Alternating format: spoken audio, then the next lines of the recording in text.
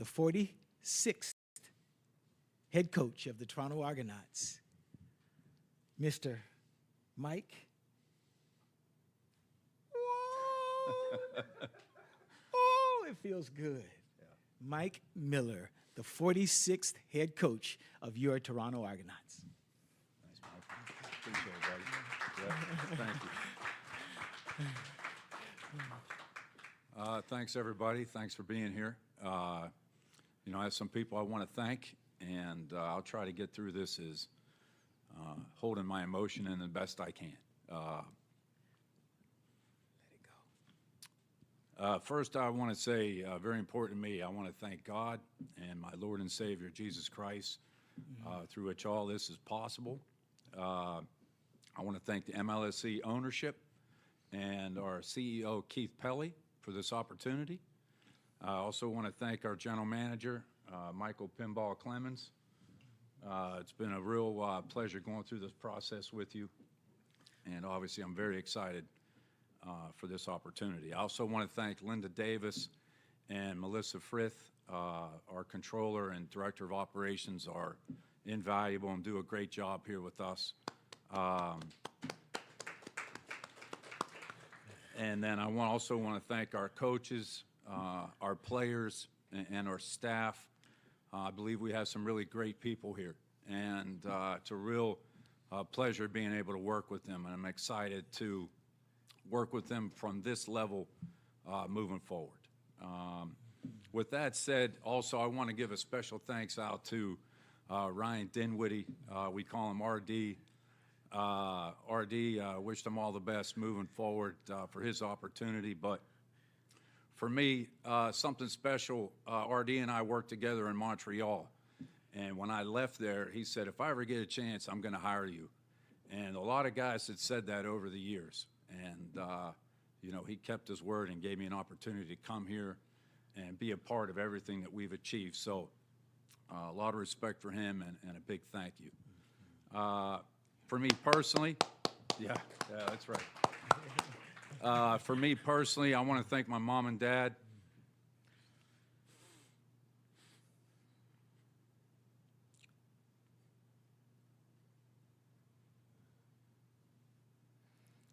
Tireless workers, and, you know, obviously big reason why I'm here today. I want to thank my girlfriend, Nicole, and her family. I also want to thank the rest of my family and my close friends in Pittsburgh and beyond. My relationships are the most important thing to me, and I value all of them, and you know, they all mean a great deal, and every one of them have played a role in me being able to get to this achievement today. So I sincerely want to say thanks.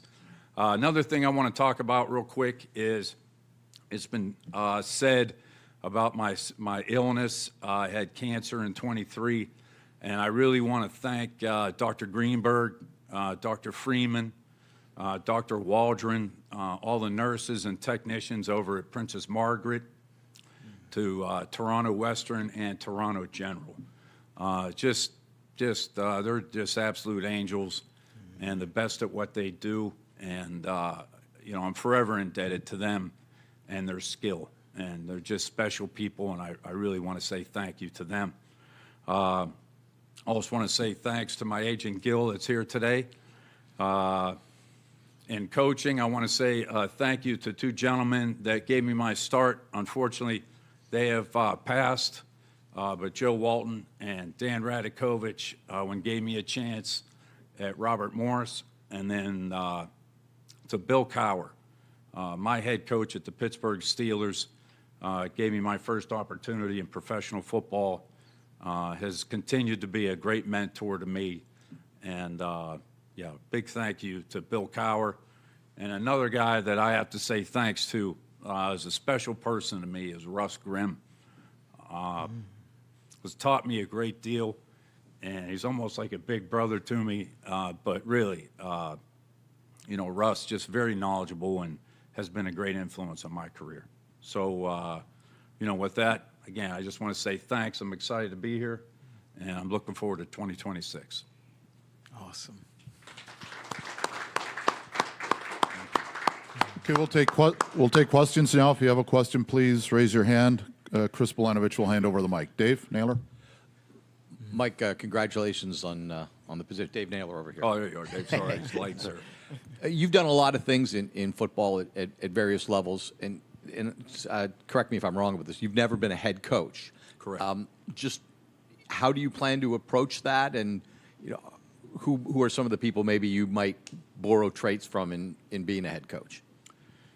Yeah, I think, Dave, for me, how I attack things is just pretty simple. I just try to always be myself, and always try to be honest with the players.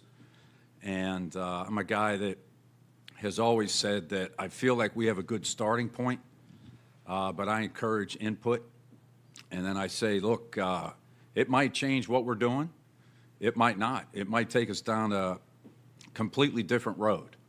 But at some point, I'll have to make a decision, and then everybody has to get on board to make that the right decision. And that doesn't necessarily have to just be in football.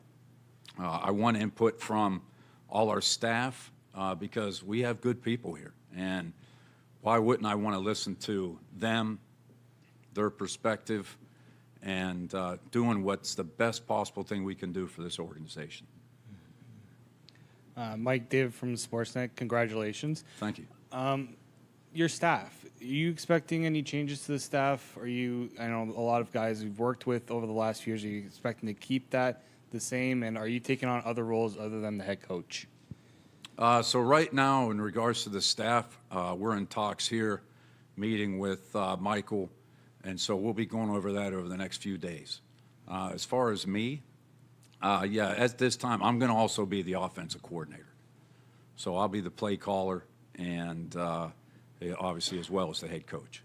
And a question for Michael. How important was it to have somebody that's already been a part of this team the last few years and keeping that continuity of what you guys have been building the last few years? Well, it has been a great few years, and so we do celebrate that.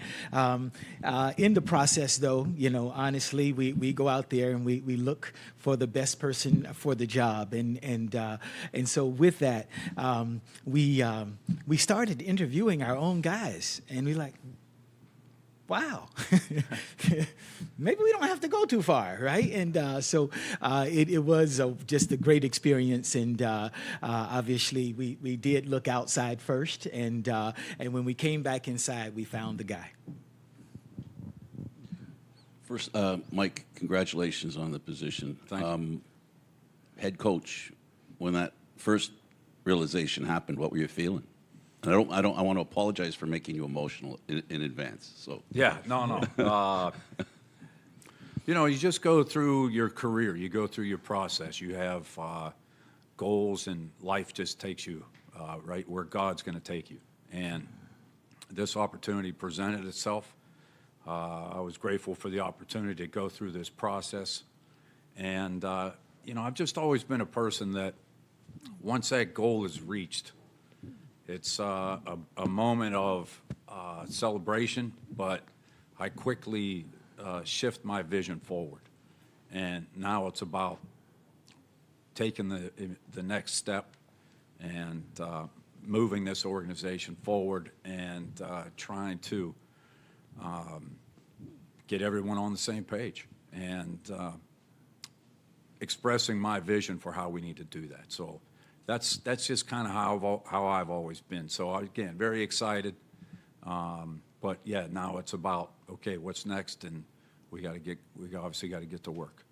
now, RD, we got to know him a little bit over the past few years, and all I have for you is right now what we've talked about. The passion that you have, I see a passion similar to his. What did you notice in the passion that he had for the game that you can use now that you're the head coach? Yeah, from that standpoint, we're very similar. In fact, with our team, and talking to Michael through this process, the things that I'm about are accountability, discipline, respect, and trust. But ultimately, everything's driven by great passion. And that's in everything that we do. It's going to be from film work to the extra work and the diligence that we have on the practice field, to our meeting time, to our weight room, extra film work. again, through my career, what I've noticed is passion is the thing that ties all that together. And that's also the thing that really is, it's the fiber that ties the entire team together. So from that standpoint, yeah, we very much have that passion for what we do and being a part of this game. Mike, congratulations. Can you comment just more so on the benefit of the relationships that you have within the organization and how it's easier for you now to hit the ground running, knowing that you've established yourself in here already and have those relationships with the players and staff and front office? Yeah, I think it's important. Definitely when it comes to the very first thing, being that we're in December, so my exposure would be with the staff, working with everyone in the building and setting those goals and expressing those visions. But then obviously having that experience with our players. And I've already had a chance to formulate those relationships. And those are the most important thing to me. And, you know, I've said to people, and you could ask the quarterbacks, that we'll have some good talks, we'll have some tough talks, but everybody in the end is going to know where I stand. They're going to understand the expectation. It is business, but it's important to me that our players understand that they can answer yes to 3 questions. And I would want this from my staff as well, and that is, can I trust them? Will they make me better? And do they care about me? And so that's very important to me. And I think that's all about building the right culture. And I think I do have a head start in that with that previous relationship that I have with everyone. And just to follow up to that, what excites you most about this roster moving forward? We've got a lot of guys as we said, we have a lot of players here that have a lot of passion, and it's important to them. I like that we have guys that come every day that want to get better, that want to be pushed, that identify with team, and they also identify with the 3 things that I think are important as you make that up and how we want to play, is that we want to be smart, and that includes being disciplined and preparing with detail. And then we want to be fast so that we execute with urgency. But then the most important thing, and the third part of that, is physicality. We want to be a physical football team. And so I'm excited that I believe we have the foundation for guys that want to pursue this game with those 3 things in mind. Mike, you just talked about having the foundation here, but do you feel that you're going to take things a little bit differently than how Ryan did, or you feel like there's going to be a lot of similarities in how this team operates with you as a head coach?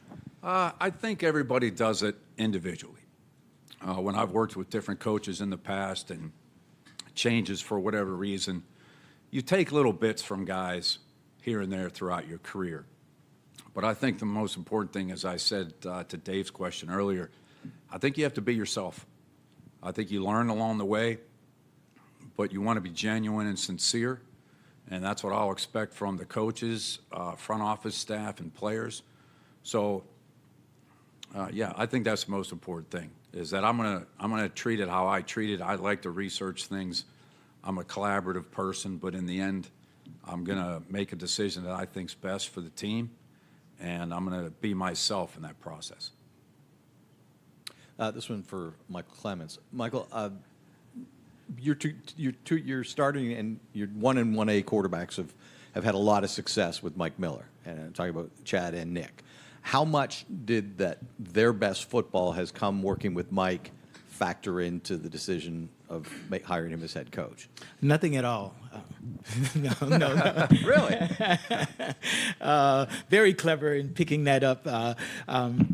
Yeah, just the fact that when we look at it, McLeod Bethel Thompson was part of that as well. He played his best football, I think. He had his most productive season and so when you look at his record as it goes down, and certainly I too want to give praise to our former head coach, who was a quarterback guy as well. So all of these things kind of added into each other. He didn't do it by himself, but all of his quarterbacks had their best seasons, their best years, right, under his supervision. And so that played a major role in the thought process as we move forward. And I see someone at the back of the room there that is also excited along with me that he is here. So, Chad, great to see you, buddy. And Mike Miller, could you tell us, just, you say, working with quarterbacks has obviously been your specialty in this league and before. What is your approach? You know, what are the keys for you at unlocking quarterback potential as you see it?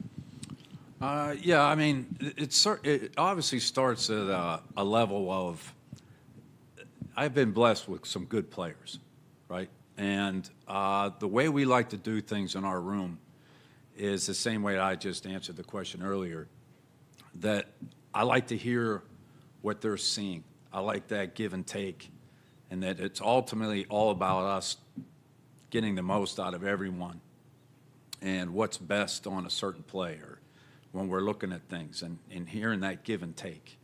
And I think it, you know, again, I want to take advantage of what their minds are and what they see so that we can get the best end product. When it comes to that, I mean, it's decision-making for me. And I know Chad would probably answer this for me right now, but the word that I use constantly in our room is manage, manage, manage. It's about decision-making. It's about understanding what's taking place in the game. And it's about making smart decisions with the football. That's what we want to do. And as we say, let the big plays come to us. If you see it and you like it, then we're going to take a shot. But we're going to have rules.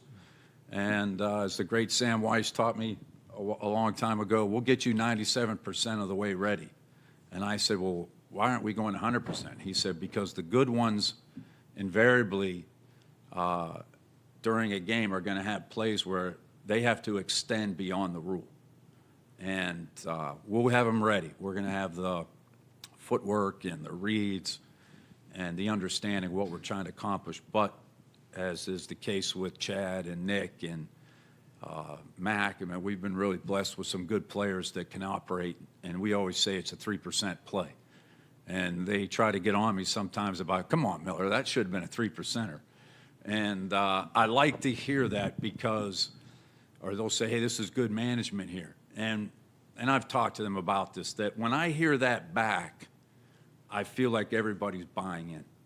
Because we all know you're going to have that up and down, just the way a season can go. But if it's something with how talented our players are, especially in that room, if we can apply that and everybody's on the same page, I think it's gotten us the results that we've got. But you know, again, it starts with I've got some good players there, and it's a pleasure to coach them. Okay, that's it. Thank you for coming. Mike and Mike will be available for one-on-ones, so that will do it for here. Thanks again, and congratulations, Mike. All right. Sure.